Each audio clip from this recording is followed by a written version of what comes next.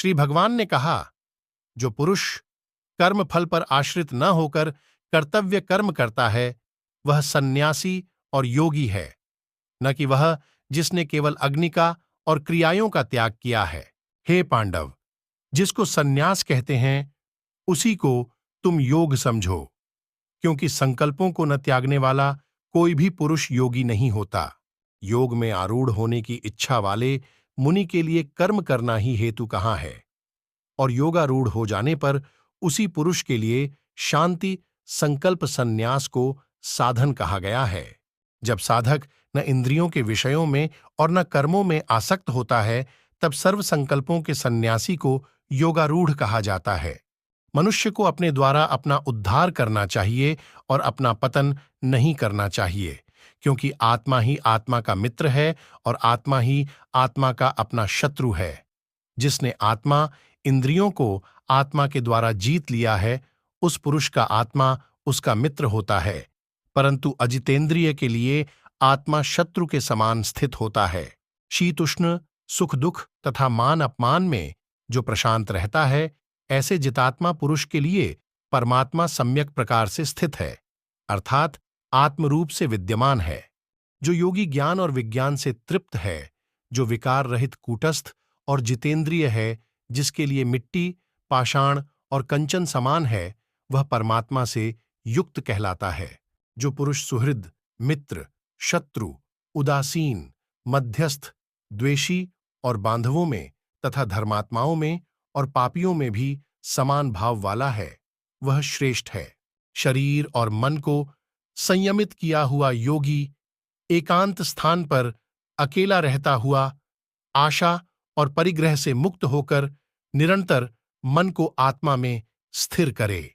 शुद्ध भूमि में कुश, मृगशाला और उस पर वस्त्र रखा हो, ऐसे अपने आसन को न अति ऊंचा और न अति नीचा स्थिर स्थापित करके, वह आसन में बैठकर मन को एकाग्र करके चित्त और इंद्रियों की क्रियाओं को वश में किए हुए आत्मशुद्धि के लिए योग का अभ्यास करे। काया, सिर और ग्रीवा को समान और अचल धारण किए हुए स्थिर होकर अपनी नासिका के अग्रभाग को देखकर अन्य दिशाओं को न देखता हुआ, साधक को प्रशांत अंतकरण, निर्भय और ब्रह्मचर्य व्रत में स्थित होकर मन को संयमित करके चित्त को मुझ में लगाकर मुझे ही परम लक्ष्य समझकर बैठना चाहिए। इस प्रकार सदा मन को स्थिर करने का प्रयास करता हुआ संयमित मन का योगी मुझ में स्थित परम निर्वाण मोक्ष स्वरूप शांति को प्राप्त होता है। परंतु हे अर्जुन, यह योग उस पुरुष के लिए संभव नहीं होता जो अधिक खाने वाला है या बिल्कुल न खाने वाला है, तथा जो अधिक सोने वाला है या सदा जागने वाला है। उस पुरुष के लिए योग दुखनाशक होता है जो युक्त आहार और विहार करने वाला है, यथा योग्य चेष्टा करने वाला है और परिमित शयन और जागरण करने वाला है। वश में किया हुआ चित्त जिस काल में अपने स्वरूप में ही स्थित हो जाता है और स्वयं संपूर्ण पदार्थों से निस्पृह हो जाता है, उस काल में वह योगी कहा जाता है। जैसे स्पंदन रहित वायु के स्थान में स्थित दीपक की लौ चेष्टा रहित हो जाती है, योग का अभ्यास करते हुए यतचित्त वाले योगी के चित्त की वैसी ही उपमा कही गई है।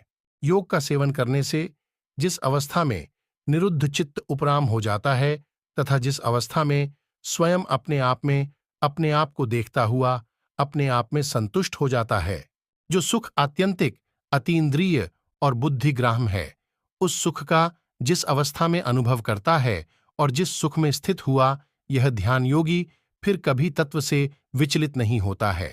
जिस लाभ की प्राप्ति होने पर उससे अधिक कोई दूसरा लाभ उसके मानने में भी नहीं आता और जिसमें स्थित होने पर वह बड़े भारी दुख से भी विचलित नहीं होता है। दुख के संयोग से वियोग है, उसी को योग नाम से जानना चाहिए। वह योग जिस ध्यान योग लक्ष्य है, उस ध्यान योग का अभ्यास न उकताए हुए चित्त से निश्चय पूर्वक करना चाहिए।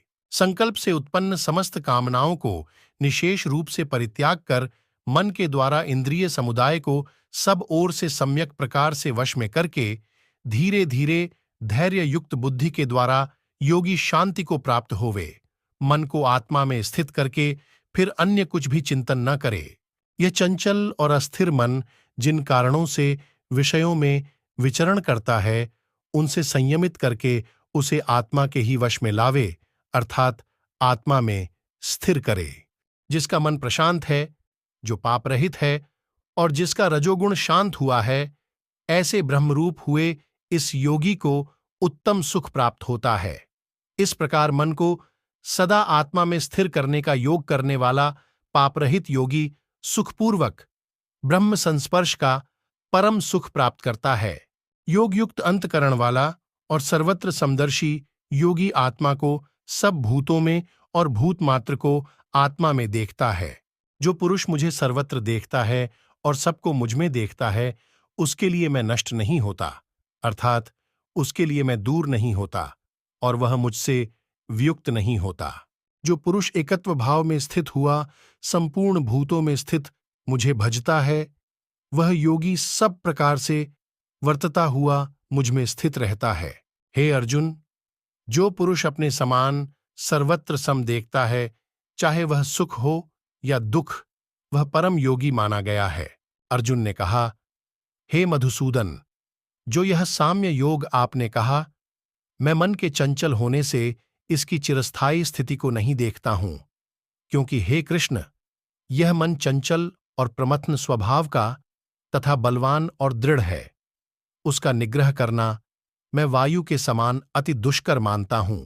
श्री भगवान कहते हैं, हे महाबाहो, निसंदेह मन चंचल और कठिनता से वश में होने वाला है, परंतु हे कुंती पुत्र, उसे अभ्यास और वैराग्य के द्वारा वश में किया जा सकता है। असंयत मन के पुरुष द्वारा योग प्राप्त होना कठिन है, परंतु स्वाधीन मन वाले प्रयत्नशील पुरुष द्वारा उपाय से योग प्राप्त होना संभव है। यह मेरा मत है। अर्जुन ने कहा, हे कृष्ण, जिसका मन योग से चलायमान हो गया है, ऐसा अपूर्ण प्रयत्न वाला श्रद्धायुक्त पुरुष योग की सिद्धि को न प्राप्त होकर किस गति को प्राप्त होता है? हे महाबाहो, क्या वह ब्रह्म के मार्ग में मोहित तथा आश्रय रहित पुरुष छिन्न भिन्न मेघ के समान दोनों ओर से भ्रष्ट हुआ नष्ट तो नहीं हो जाता है? हे कृष्ण, मेरे इस संशय को निशेष रूप से छेदन करने के लिए आप ही योग्य हैं, क्योंकि आपके अतिरिक्त अन्य कोई इस संशय का छेदन करने वाला मिलना संभव नहीं है। श्री भगवान ने कहा, हे पार्थ, उस पुरुष का न तो इस लोक में और न ही परलोक में ही नाश होता है। हे तात, कोई भी शुभ कर्म करने वाला दुर्गति को नहीं प्राप्त होता है। योग भ्रष्ट पुरुष पुण्यवानों के लोकों को प्राप्त होकर वहां दीर्घ काल तक वास करके शुद्ध आचरण वाले श्रीमंत धनवान पुरुषों के घर में जन्म लेता है, अथवा साधक ज्ञानवान योगियों के ही कुल में जन्म लेता है, परंतु इस प्रकार का जन्म इस लोक में निसंदेह अति दुर्लभ है। हे कुरुनंदन, वह पुरुष वहां पूर्व देह में प्राप्त किए गए ज्ञान से संपन्न होकर योग संसिद्धि के लिए उससे भी अधिक प्रयत्न करता है। उसी पूर्वाभ्यास के कारण वह अवश्य हुआ योग की ओर आकर्षित होता है। योग का जो केवल जिज्ञासु है, वह शब्द ब्रह्म का अतिक्रमण करता है, परंतु प्रयत्नपूर्वक अभ्यास करने वाला योगी संपूर्ण पापों से शुद्ध होकर अनेक जन्मों से धीरे धीरे सिद्ध होता हुआ तब परम गति को प्राप्त होता है, क्योंकि योगी तपस्वियों से श्रेष्ठ है और केवल शास्त्र के ज्ञान वालों से भी श्रेष्ठ माना गया है, तथा कर्म करने वालों से भी योगी श्रेष्ठ है। इसलिए हे अर्जुन, तुम योगी बनो।